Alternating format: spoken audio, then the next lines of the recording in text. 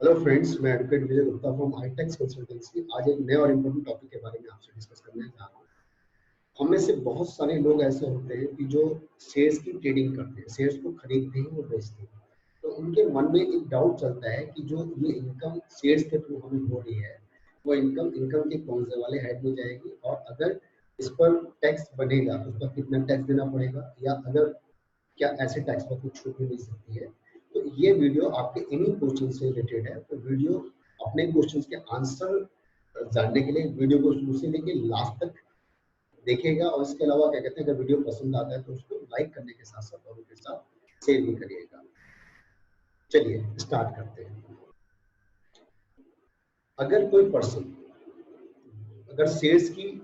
Trading कर रहा है, मतलब उसने अपना डीमेट अकाउंट ओपन कर रखा है और वो शेयर्स की ट्रेडिंग कर रहा है, शेयर्स को खरीद रहा है और बेच रहा है, तो उसके मन में ये डाउट रहता है कि जो इसके थ्रू मुझे जो इनकम हो रही है वो इनकम के कौन से वाले हेड में जाएंगे। अब जैसा कि हमको पता है, इनकम के 5 हेड होते हैं: income from salary, income from house property, capital gain और अदर सोर्सेस। ठीक है, तो जो शेयर्स की जो इनकम है या उसका जो लॉस है, वो आपका या तो income from business and profession में ट्रीट किया जा सकता है, या आपका कैपिटल गेन की इनकम मानी जा सकती है। ठीक है, तो है क्या कि अगर वो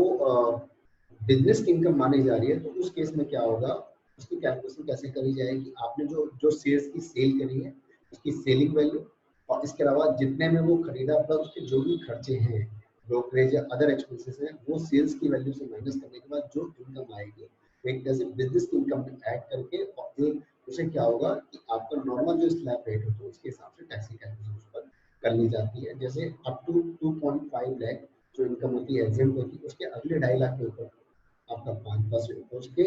अगले 5 लाख के ऊपर 20%, और बैलेंस इनकम के ऊपर 30% का टैक्स लगता है। इसके अलावा जो आपका एजुकेशन हायर सेस 4% उसके ऊपर आ जाता है।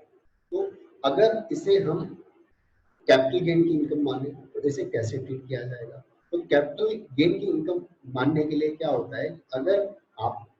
आपके इक्विटी शेयर्स है, लिस्टेड इक्विटी शेयर्स है, या इक्विटी म्यूचुअल फंड है, ठीक है, तो अगर आप उनको सेल करते हो और अगर उसके थ्रू जो प्रॉफिट होता है, तो उसपे किस तरह का कैपिटल गेन वो बनेगा। अगर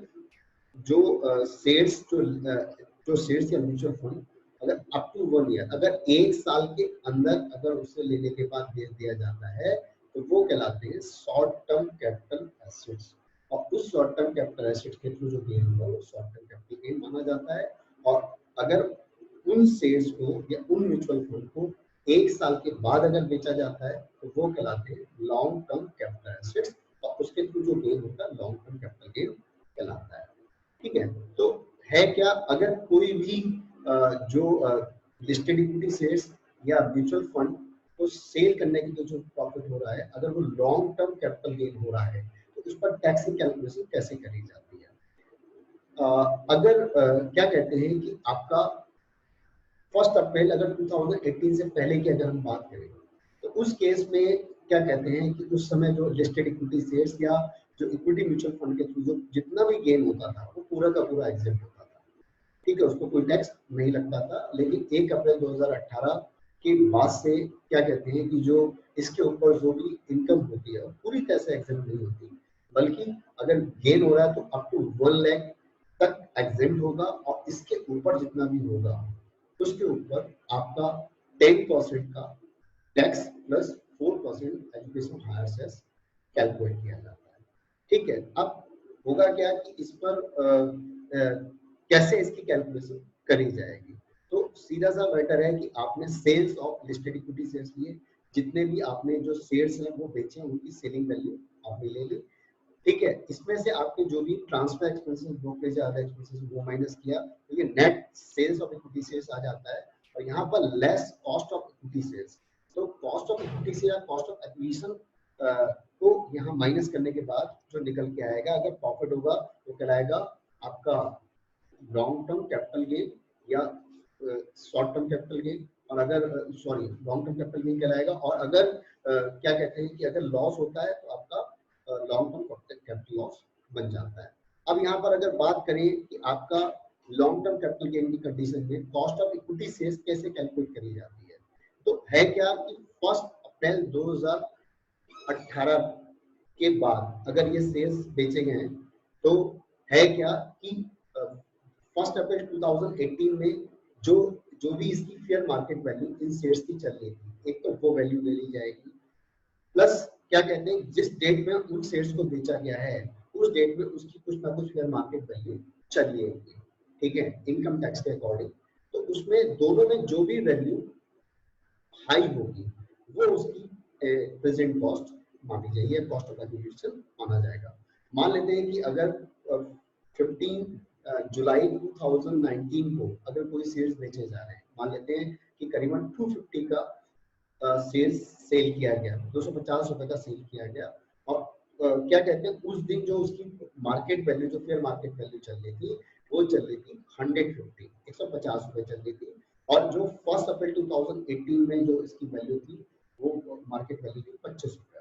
तो 150 में से 25 रुपए माइनस करने के बाद जो नेट डिफरेंस है 25 रुपए और जो 150 रुपए चल रहा है, तो दोनों में जो वैल्यू हाई है, मतलब यहाँ पर जो हाई वैल्यू है वो है 150 रुपए, तो 150 रुपए इसकी कॉस्ट मानी जाएगी। और इसके अलावा इसके ऊपर इंडेक्शन बेनिफिट नहीं मिलेगा। अब 250 में से 150 माइनस करने के बाद जो डिफरेंस आपका आ गया 100 रुपए, उसमें से जो भी आपके जो ट्रांसफर एक्सपेंस वगैरह वो माइनस कर दिए जाएंगे, इस तरह से इसका कैपिटल गेन कैलकुलेट किया जाता है, ठीक है। तो ये सारी चीजें आ जाती हैं। फिर से मैं रिपीट कर दे रहा हूँ कि अगर लॉन्ग टर्म कैपिटल गेन हुआ है और 1 अप्रैल 2018 के बाद अगर केस से रिलेटेड अगर ये शेयर्स है, ठीक है, तो उस केस में 1 लाख रुपए तक का long term capital gain exempt माना जाता है। उसके ऊपर जो होगा वो आपका 10% का टैक्स प्लस 4% जो एजुकेशन हायर सेस उसमें ऐड किया जाता है। तो ये हो गया आपका लॉन्ग टर्म कैपिटल गेन की बात हमने कर ली। अब बात कर लेते हैं शॉर्ट टर्म कैपिटल गेन। ऐसा है कि अगर कोई भी जो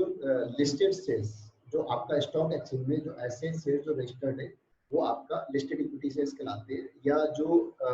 म्यूचुअल फंड है, ठीक है, अगर इनकी यूनिट को अगर आप सेल करते हो तो अप टू 1 ईयर 12 महीने के अंदर ऐसे सेल किया जाएगा तो एसेट्स हमारी कहलाती है शॉर्ट टर्म कैपिटल एसेट्स, और उसके थ्रू जो गेन होगा वो कहलाएगा शॉर्ट टर्म कैपिटल गेन, ठीक है। तो यहाँ पर अगर हम बात करें कि ये जो शेयर्स हैं, जो लिस्टेड शेयर्स हैं, या आपका जो म्यूचुअल फंड की बात करें तो इसमें आपका गवर्नमेंट सिक्योरिटीज, डिवेंचर या इक्विटी ओरिएंटेड म्यूचुअल फंड इसमें इंक्लूड किए जाते हैं, या जीरो कूपन बॉन्ड या यूटीआई यूनिट्स, ये सारे जो एसेट्स हैं ये आपके लिस्टेड शेयर्स या म्यूचुअल फंड में आ जाते हैं। तो यहाँ जो आगे की बात कर रहे हैं, इसके अलावा जो इसकी टैक्स की कैलकुलेशन करी जाती है वो आपका जो सेक्शन 111 ए के अकॉर्डिंग टैक्स की कैलकुलेशन करी जाती है। तो इसकी टैक्स की कैलकुलेशन करने के लिए सबसे पहली बात तो जो tax on short term capital gain, मतलब जो इक्विटी शेयर्स, जो लिस्टेड इक्विटी शेयर्स या म्यूचुअल फंड से रिलेटेड जो गेन है उस पर टैक्स की कैलकुलेशन